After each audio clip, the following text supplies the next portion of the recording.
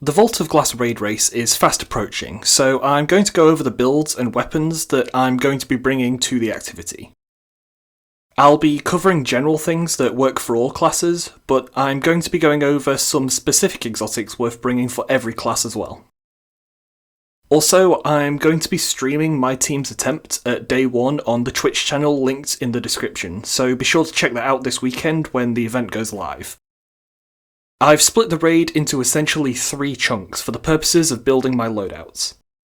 These are boss encounters, ad clear encounters, and oracles. There are timestamps on this video so that you can skip ahead to whatever section you need. So the first section I'll be covering is ad clear encounters. This loadout is what I'm going to be using for the opening, confluxes, and the first boss room encounter. The purpose of this build is to act as a background layer of protection that doesn't really require much attention, so that you can focus entirely on the mechanics and enemies.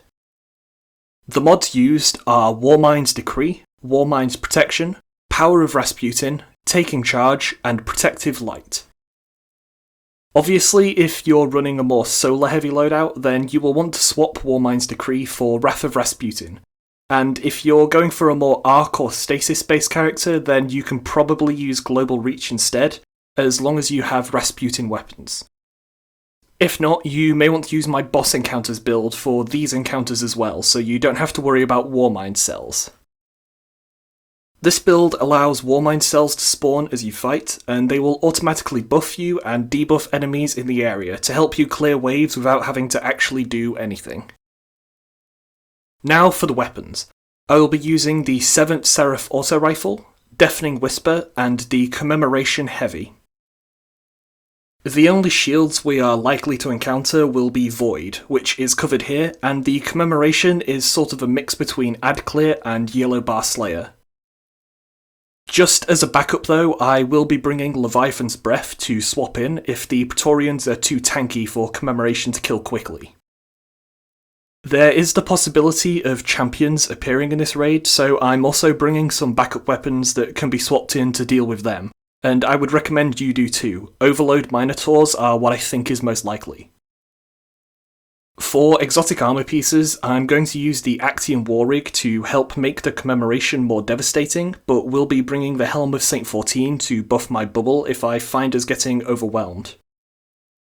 If you're playing Titan on a different subclass, then my go-to all-purpose exotic is Mask of the Quiet One, or you may find it useful to bring something that buffs your specific ability, like Eternal Warrior.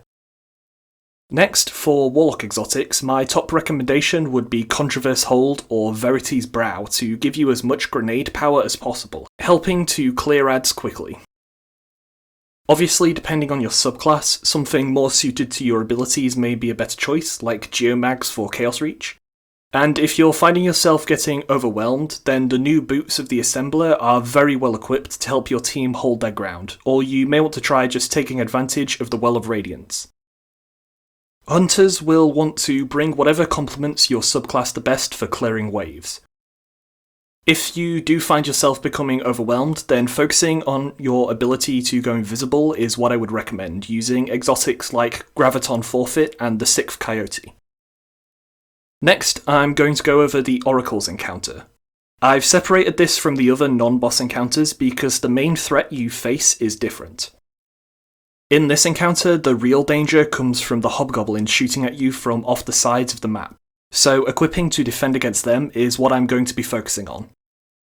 The Warmind's protection system won't work as effectively against the hobgoblins, so I'm going to go for an overshield based loadout.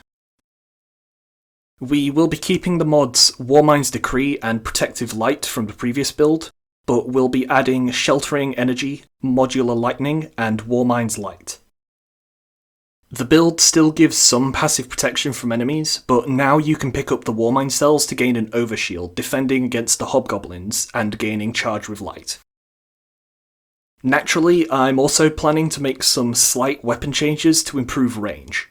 The Commemoration can stay to deal with close range threats, then I'm going to bring a scout rifle and the Izanagi's Burden to deal with the long range snipers. Remember that you can equip the Anti-Barrier Scout mod to your weapon to pierce hobgoblin shields when they attempt to self-heal. For Titan Exotics, I will be using the Icefall Mantle to gift more overshields when they're needed. Sight and Ramparts could also help you take down hobgoblins safely, but having an overshield will allow you to move around and hunt oracles better. In a similar sense, Warlocks will want to pick more defensive exotics, ideally ones that buff Healing Rifts and the Well of Radiance, like Lunar Factions or Phoenix Protocol. For Hunters, you will want to maximise your invisibility as much as you can, so Graviton Forfeit and the 6th Coyote are good moves. If you're using a subclass that doesn't have invisibility, then maybe something like Wormhusk could prove useful. Finally, for the 2 boss encounters, Atheon and Templar.